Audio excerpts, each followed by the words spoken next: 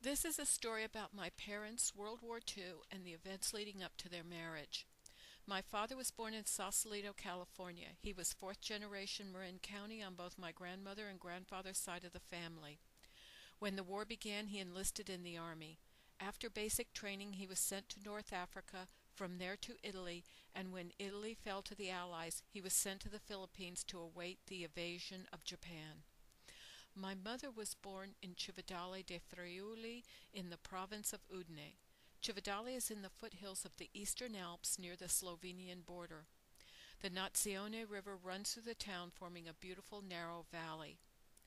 My grandfather was a building contractor and when the war began was managing a project in France. Until the Allies liberated France, he was not allowed to leave. My mother, the oldest of three children, became responsible for my grandmother and her younger brother and sister.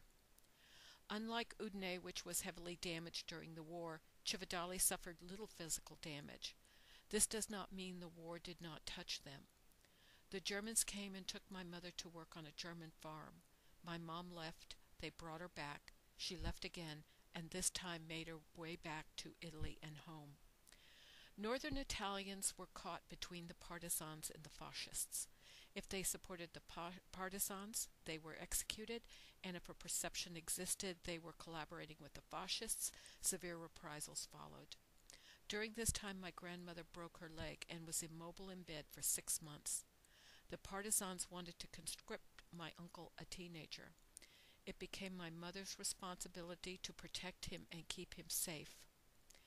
The partisans knew this and followed her, trying to locate him.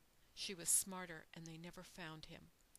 Until my grandfather's return, my mother protected and cared for her family. After the war ended, my dad returned to Sausalito, was accepted at Stanford, and discovered there was a 2-year waiting period. He went to the enlistment office and asked one question: "If I re-enlist, will you send me wherever I want to go?"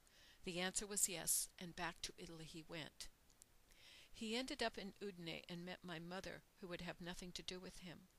He followed her around, and as the family joke goes, he ruined her reputation, so she had to marry him. It was not an easy process.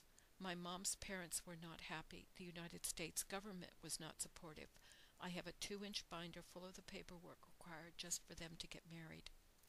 In the end they prevailed. They had 2 wedding ceremonies, a civil one in Udine and one in the church where my mother was baptized. They honeymooned in Venice.